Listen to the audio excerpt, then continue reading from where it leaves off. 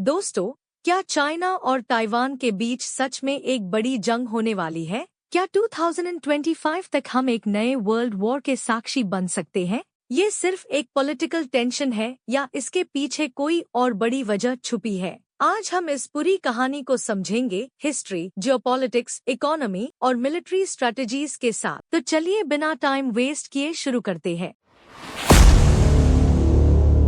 Taiwan और China का इतिहास। ताइवान एक छोटा सा देश है जो ईस्ट एशिया में स्थित है, लेकिन चाइना आईएसई अपना हिस्सा मानता है। एक टूटा हुआ राज्य। ये कॉन्फ्लिक्ट 1949 से चला आ रहा है, जब चाइना में सिविल वॉर हुई थी। सिविल वॉर के बाद कम्युनिस्ट पार्टी ने चाइना पर कब्जा कर लिया, जो लोग कम्युनिस्ट से भाग गए। उन्होंने ताइवान को अपनी सरकार का बेस बनाया। चाइना के नजर में ताइवान सिर्फ बागी प्रदेश है। ताइवान ने अपनी अलग आइडेंटिटी डेवलप कर ली, डेमोक्रेसी और इकोनॉमी के साथ, लेकिन चाइना कभी नहीं चाहता कि ताइवान एक अलग देश बने। 1971 में यूएन ने ताइवान की जगह चाइना को रिकॉग्नाइज कर लिया। तब से चाइना ताइवान को वापस पाने की कोशिश कर रहा है। ताइवान की इम्पोर्टेंस क्या है? ताइवान छोटा है, लेकिन इसका इकोनॉमिक और स्ट्रैटेजिक वैल्यू बहुत बड़ा है। सबसे बड़ा रीजन है सेमीकंडक्टर्स, जो हर इलेक्ट्रॉनिक डिवाइस में यूज होते हैं। Taiwan semiconductor manufacturing company TSMC दुनिया का सबसे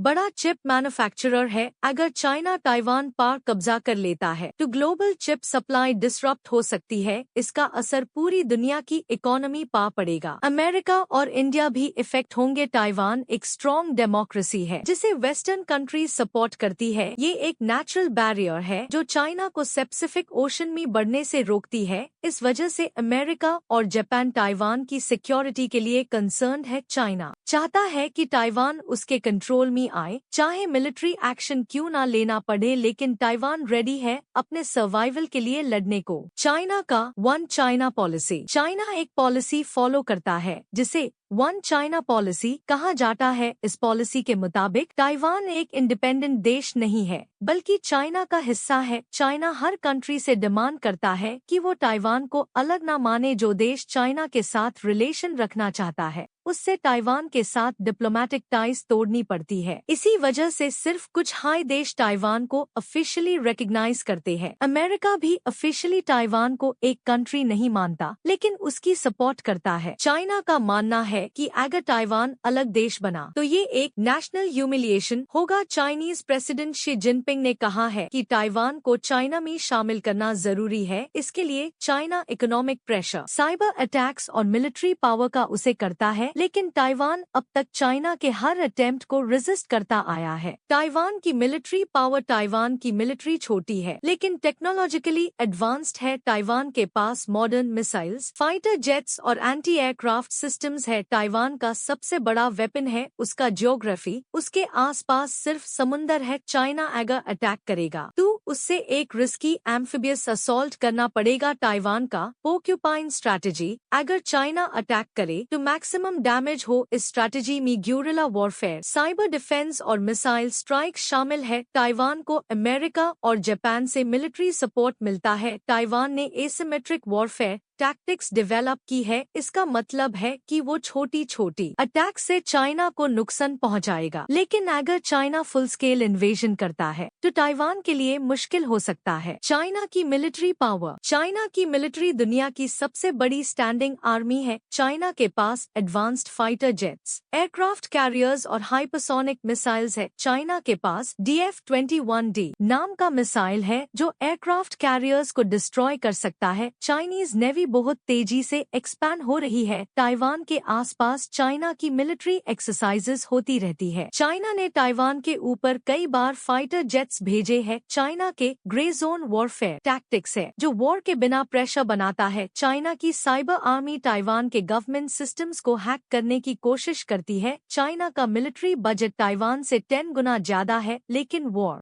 जीतने के लिए सिर्फ मिलिट्री नहीं, स्ट्रैटेजी भी जरूरी होती है। क्या चाइना ताइवान पर अटैक करेगा? चाइना के लीडर शी जिनपिंग ने कहा है कि ताइवान को एक दिन चाइना का हिस्सा बनाना हाई पड़ेगा, लेकिन अभी तक चाइना डायरेक्ट वॉर करने से बचा है। सबसे बड़ा रीजन है अमेरिका का इंटरफेरेंस। अमेरिका ताइवान को मिलिट्री और इकोनॉमिक सपोर्ट देता है। अगर चाइना ताइवान पर अटैक करेगा तो अमेरिका भी वॉर में शामिल हो सकता है। इस वजह से चाइना अभी वॉर डिक्लेयर नहीं कर रहा, लेकिन प्रेशर बिल्ड कर रहा है। ताइवान के आसपास चाइनीज वॉरशिप्स और फाइटर जेट्स घूमते रहते हैं। चाइना साइबर वॉरफेयर और प्रोपेगेंडा का भी उसे कर रहा है। चाइना चाहता है कि ताइवान बिना वॉर के हाई सरेंडर कर दे, लेकिन ताइवान की पब्लिक चाइना से लड़ने को रेडी है। अमेरिका का रोल। अमेरिका ताइवान का सबसे बड़ा सपोर्टर है। ऑफिशियली अमेरिका ताइवान को इंडिपेंडेंट कंट्री नहीं मानता, लेकिन उसकी मदद करता है। अमेरिका ताइवान को एडवांस्ड वेपन्स सप्लाई करता है। अमेरिका का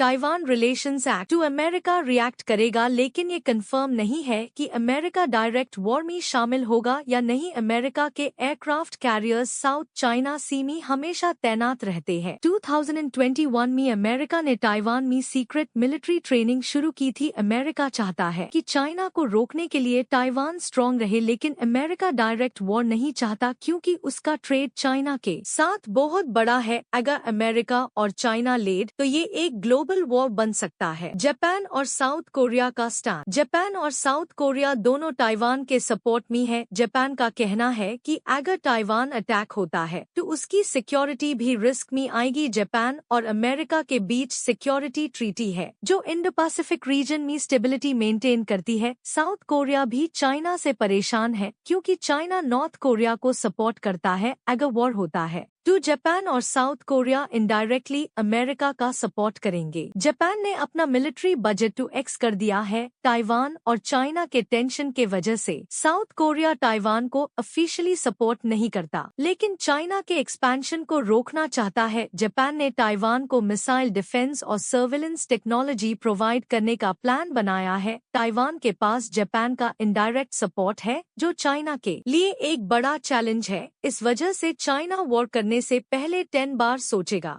इंडिया का स्टैंड। इंडिया ताइवान के साथ फ्रेंडली रिलेशंस डेवलप कर रहा है, लेकिन इंडिया ऑफिशियली ताइवान को एक इंडिपेंडेंट कंट्री नहीं मानता। इंडिया का फोकस अपने दुश्मन चाइना को काउंटर करना है। ताइवान के साथ इंडिया ट्रेड और टेक्नोलॉजी पार्टनरशिप्स को बढ़ाने में इंटरेस्टेड है। ताइवान के सेमीकंडक्टर इंडस्ट्री में इंडिया बहुत इन्वेस्टमेंट कर रहा है। इंडिया का एक बड़ा कंसर्न है कि अगर चाइना ताइवान पर अटैक करेगा तो उसका नेक्स्ट टारगेट अरुणाचल प्रदेश हो सकता है। 1962 के वॉर के बाद चाइना हमेशा इंडिया पर प्रेशर बनाता रहा है। अगर चाइना ताइवान पर अटैक करता है तो इंडिया को भी अपनी सिक्योरिटी बढ़ाने पड़ेगी। India quad America, Japan, Australia का मेंबर है जो चाइना को बैलेंस करता है। इंडिया ऑफिशियली ताइवान का सपोर्ट नहीं करता, लेकिन इनडायरेक्टली चाइना को काउंटर कर रहा है। रशिया का रोल। रशिया और चाइना के रिलेशंस काफी स्ट्रॉन्ग है। यूक्रेन वॉर के बाद रशिया और चाइना और करीब आ गए हैं। रशिया ओपनली चाइना को ताइवान के इशू पर सपोर्ट करता है। अगर चाइना ताइवान पर अटैक करेगा तो रशिया उसका सपोर्ट कर सकता है, लेकिन रशिया अभी खुद यूक्रेन वॉर में फंसा हुआ है। इस वजह से रशिया डायरेक्ट मिलिट्री हेल्प नहीं करेगा, लेकिन डिप्लोमेटिक सपोर्ट देगा। रशिया का इंटरेस्ट है कि वेस्ट और एशिया में टेंशंस बढ़े ताकि अमेरिका वीक हो जाए। रशिया का कहना है कि ताइवान चाइना का पार्ट है और उसको वापस मिलना चाहिए, लेकिन अगर वॉर होती है तो रशिया ऑफिशियली इन्वॉल्व होगा या नहीं ये अनक्लियर है। यूक्रेन वॉर और ताइवान क्राइसिस दोनों कनेक्टेड है क्योंकि दोनों में अथॉरिटेरियन रेजिम्स डेमोक्रेसी से लड़ रहे हैं। क्या चाइना वॉर जीत सकता है? चाइना की मिलिट्री ताइवान से बहुत बड़ी है, लेकिन ताइवान के पास जियोग्राफिकल और टेक्नोलॉजिकल एडवांटेज है। चाइना के लिए ताइवान को इन्वेड करना उतना आसान नहीं होगा। ताइवान के पास मॉडर्न मिसाइल और एयर डिफेंस सिस्टम्स है। ताइवान को अमेरिका, जापान और यूरोप का इनडायरेक्ट सपोर्ट है। अगर चाइना वॉर करता है तो उसकी इकोनॉमी कोलैप्स हो सकती है। ताइवान वॉर को मैक्सिमम डिले करना चाहता है। अगर चाइना को फुल कंट्रोल चाहिए तो उससे ग्राउंड वॉर लड़नी पड़ेगी जो रिस्की है। चाइना साइबर अटैक्स और इकोनॉमिक प्रेशर से ताइवान को कंट्रोल करना चाहता है, वो पॉसिबल है, लेकिन चाइना चाइना के लिए जीतना मुश्किल होगा। चलो भाई, वॉरहोन का इकोनॉमिक इम्पैक्ट। अगर चाइना ताइवान पर अटैक करता है तो दुनिया की इकोनॉमी कोलैप्स हो सकती है। ताइवान दुनिया का टॉप सेमीकंडक्टर प्रोड्यूसर है जो हर इलेक्ट्रॉनिक डिवाइस में यूज होता है। वॉरहोन पर चिप शॉर्टेज हो सकती है जो मोबाइल, लैपटॉप और कार इंडस्ट्री को इफेक्ट करेगी। अमेरिका और यूरोप चाइना पर इकोनॉमिक सैंक्शंस लगा सकते हैं। चाइना का एक्सपोर्ट बेस्ड इकोनॉमी है और वॉर होने से उसका बिजनेस बैन हो सकता है अगर चाइना और अमेरिका एक दूसरे पर सैंक्शंस लगाएंगे तो ग्लोबल ट्रेड क्राइसिस आ सकता है, स्टॉक मार्केट क्रैश हो सकती है और ऑयल प्राइसेस भी बढ़ सकते हैं। इंडिया भी इफेक्ट होगा क्योंकि चाइना से बहुत सारी रॉ मटेरियल्स आती है। वॉर के वजह से शिपिंग राउट्स ब्लॉक हो सकते हैं जो दुनिया भर के प्रोडक्ट्स को इम्पैक्ट करेगा। वॉर का इम्पैक्ट वर्ल्ड वॉर 2 के इकोनॉमिक इम्पैक्ट जैसा हो सकता है। न्यूक्लियर वॉर के चांसेस। चाइना और अमेरिका दोनों न्यूक्लियर पावर्स है। अगर वॉर होता है और अमेरिका ताइवान का फुल सपोर्ट करता है तो न्यूक्लियर वॉर का रिस्क बढ़ सकता है, लेकिन China no first use nuclear policy follow करता है। इसका मतलब पहले अटैक नहीं करेगा। अमेरिका की न्यूक्लियर पॉलिसी भी डिफेंसिव है, पर अगर चाइना अटैक करेगा तो रिएक्ट करेगा। रशिया का न्यूक्लियर सपोर्ट चाइना को मिल सकता है अगर वॉर एस्केलेट होता है, लेकिन दुनिया के super powers nuclear war avoid करना चाहेंगे क्योंकि इसका इम्पैक्ट हर जगह होगा। इंडिया और जापान न्यूक्लियर वॉर को प्रिवेंट करने की कोशिश करेंगे क्योंकि दोनों कंट्री इम्पैक्ट होंगे। यूएन और नाटो न्यूक्लियर एस्केलेशन को रोकने के लिए डिप्लोमेटिक टॉक्स कर सकते हैं। चाइना के लिए न्यूक्लियर वॉर रिस्की होगा क्योंकि उसकी इकोनॉमिक डेवलपमेंट खत्म हो जाएगी। ओवरऑल न्यूक्लियर वॉर का चांस कम है, लेकिन अगर सिचुएशन आउट ऑफ कंट्रोल हो गई तो पॉसिबल है। यूएन और नाटो क्या कर सकते हैं? यूनाइटेड नेशंस यूएन ऑफिशियली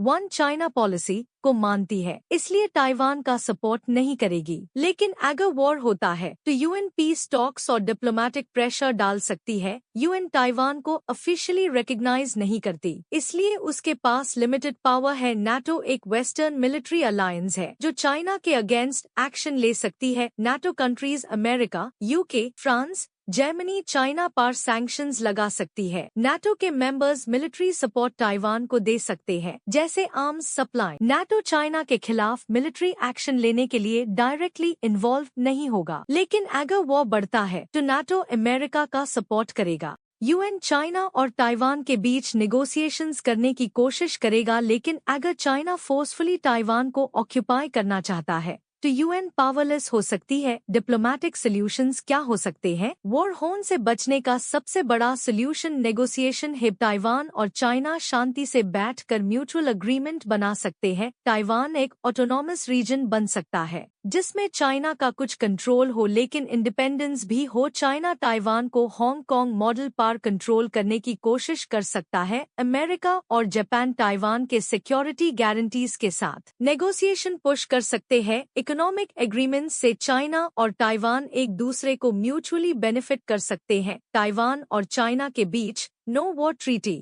हो सकता है। साइबर अटैक्स और मिलिट्री ड्रिल्स रोकने के लिए इंटरनेशनल मॉनिटरिंग टीम्स बन सकती है, लेकिन चाइना ताइवान की फुल इंडिपेंडेंस कभी एक्सेप्ट नहीं करेगा। अगर डिप्लोमेटिक सॉल्यूशन नहीं निकला तो वॉर अवॉइड करना मुश्किल हो सकता है। पब्लिक ओपिनियन ताइवान और चाइना में लोग क्या सोचते हैं? ताइवान की मेजॉरिटी पब्लिक चाइना के साथ मर्ज नहीं होना चाहती। ताइवान में डेमोक्रेसी है और लोग फ्रीडम और राइट्स एंजॉय करते हैं। चाइना के अंदर भी कुछ लोग ताइवान के वॉर के अगेंस्ट है, लेकिन चाइना की गवर्नमेंट के कंट्रोल में मीडिया है जो एंटी ताइवान प्रोपेगेंडा चालती है। यंग जनरेशन ताइवान में चाइना को अपोज करती है। चाइना के लोगों को सिखाया जाता है कि ताइवान चाइना का पार्ट है। ताइवान में सिर्फ 2-3% लोग चाइना के साथ मर्ज होने के सपोर्ट में है। चाइना के अंदर भी कुछ इंटेलेक्चुअल्स वॉर के अगेंस्ट है, लेकिन चाइनीज गवर्नमेंट का एजेंडा ताइवान को कंट्रोल करना ही है। पब्लिक ओपिनियन अलग हो सकता है, पर फाइनल डिसीजन गवर्नमेंट का होगा।